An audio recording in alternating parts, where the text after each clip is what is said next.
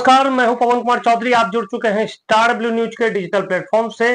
बिहार विधानसभा चुनाव को लेकर सभी प्रमुख पार्टियों की ओर से अपनी तैयारियां आरंभ कर दी गई है और चुनाव के मद्देनजर आम जनता के बीच लोक लुभावने वायदे किए जा रहे हैं। चाहे वो बिहार की सत्तारूढ़ party Janata Dal United, Bharatiya Janata party, लोक जनशक्ति पार्टी एवं अन्य घटक दलों के साथ मिलकर बनी एनडीए गठबंधन की बात करें, चाहे राष्ट्रीय जनता दल, कांग्रेस और वाम दल के गठबंधन वाली महागठबंधन के घटक दलों की बात करें, सभी पार्टियों की ओर से आम जनता के बीच दिवा स्वप्न दिखाया जा रहा है। बिहार में तीसरे विकल्प के रूप में अपनी जगह बना रही जनसुराज पार्टी भी बिहार के आम जनता से कई ऐसे वायदे किए जा रहे हैं। जनसुराज के सूत्रधार प्रशांत किशोर के द्वारा तथा जनसुराज पार्टी के नेताओं के द्वारा भी आम जनता के बीच इतने बड़े बड़े वायदे पेश किए जा रहे हैं और इसी कड़ी में सभी पार्टियों की ओर से आम जनता के साथ साथ बिहार की महिलाओं को भी रिझाने का प्रयास किया जा रहा है।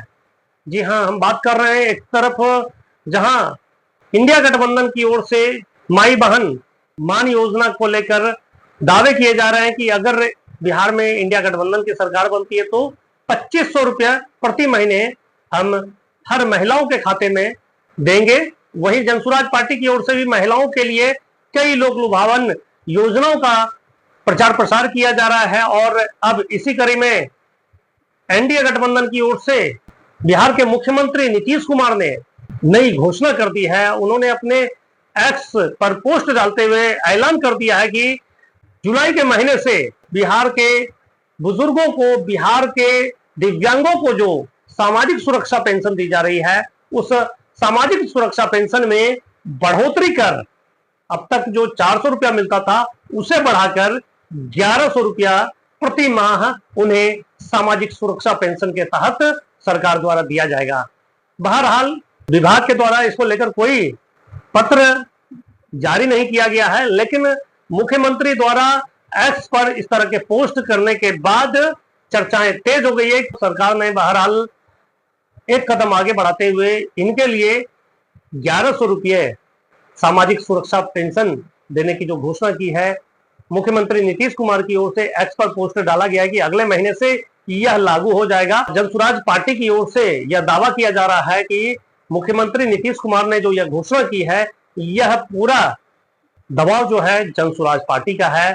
जनसुराज पार्टी के प्रदेश चुनाव अभियान समिति के अध्यक्ष पूर्व विधायक किशोर कुमार मुन्ना ने यह दावा किया है। उन्होंने अपने बयान में कहा है कि प्रशांत किशोर के द्वारा जो महिलाओं के उत्थान को लेकर जो घोषणा किया गया है, उससे मुख्यमंत्री नीतीश कुमार काफी हताश और परेशान दिख रहे हैं और इसी को लेकर मुख्यमंत्री नीतीश कुमार ने सामाजिक सुरक्षा पेंशन में बढ़ोतरी करते हुए 1100 रुपए करने का फैसला लिया है।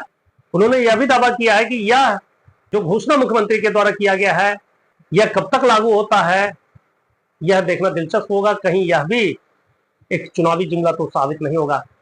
देखिए क्या कुछ कहा है पूर्व विधायक किशोर कुमार मुन्ना ने। हर के खाते में 10 तारीख को जाएगा। ये मैं मानता हूं कि ये जनसुराज का जीत है। 20 साल से आप लोगों को, विकलांग हो, विधवा हो, 60 वर्ष से ऊपर का वृद्ध हो, आपने 400 रुपये का भीख दिया।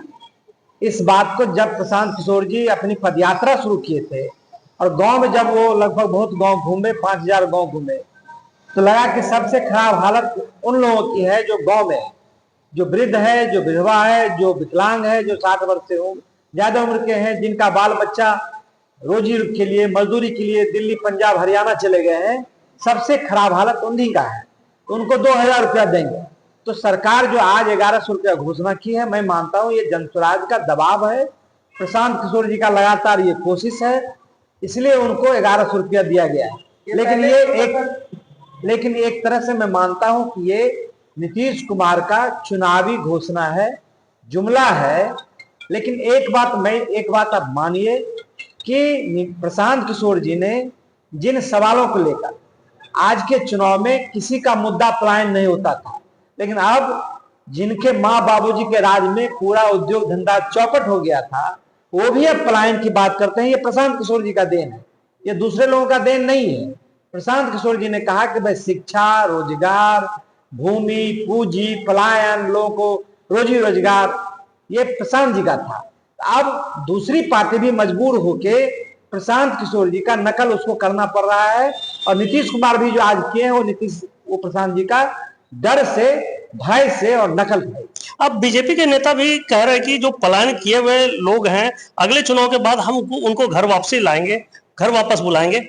इसको किस तरह से देखते हैं? भाई 20 साल से आप सत्ता में हैं, डबल इंजन की सरकार है, 11 साल से मोदी जी है, राज्य में भी केंद्र में भी है।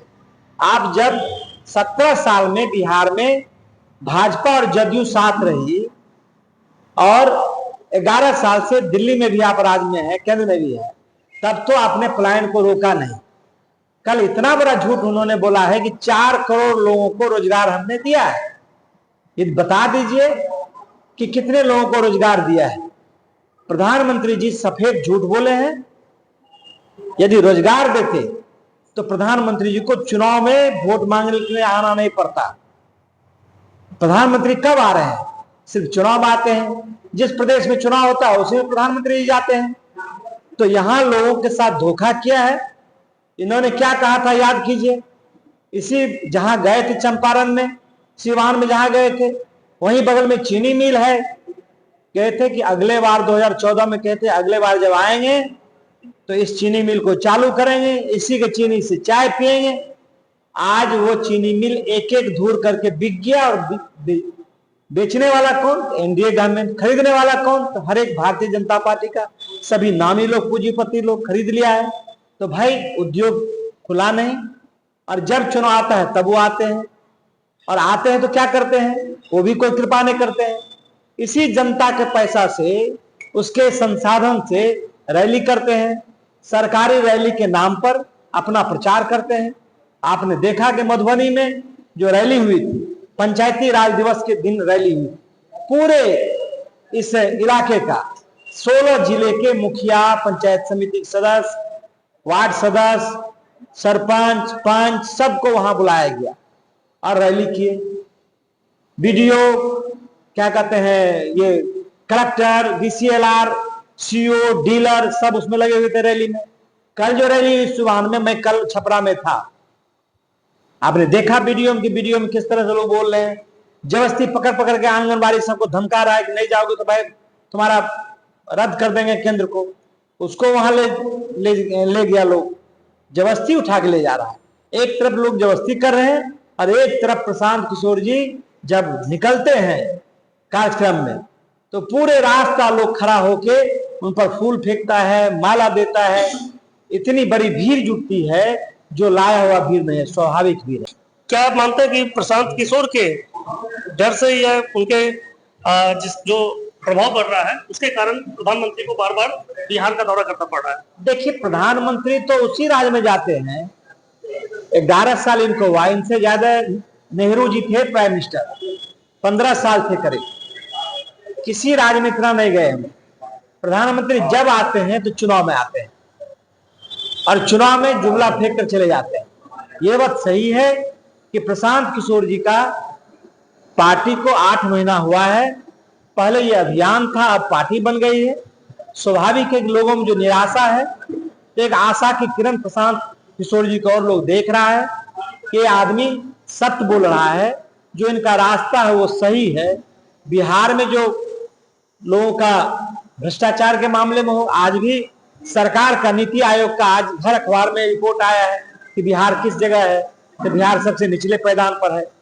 जो विकसित राज्य है उसमें सबसे, और बड़े राज्य है उसमें सबसे नीचे बिहार है। तो स्वाभाविक है लोगों का मोह उनसे टूटा है। नीतीश जी हो, तेजस्वी जी हो, मोदी जी हो, जनता ने सबको देख लिया है।